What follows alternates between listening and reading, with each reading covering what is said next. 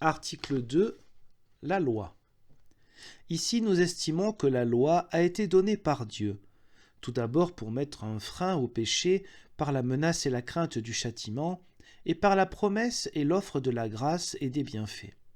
Mais, à cause de la méchanceté que le péché a causée dans l'homme, tout cela n'a pas eu de bons effets. Quelques-uns sont devenus pires, car ils haïssent la loi, parce qu'elle leur interdit de faire ce qui leur plaît, et qu'elle leur commande de faire ce qui ne leur plaît pas.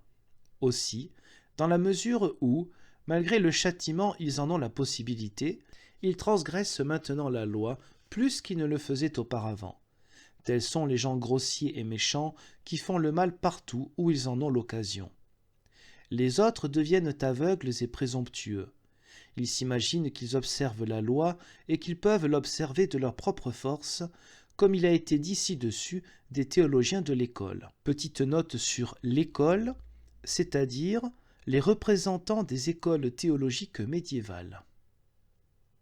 De là viennent les hypocrites et les faux saints.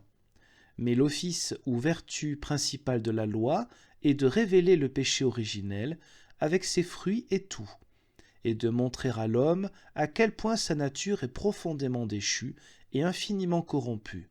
Car la loi doit lui dire qu'il n'a point et ne craint point de Dieu, et qu'il adore des dieux étrangers, ce qu'il n'aurait pas cru précédemment et sans la loi.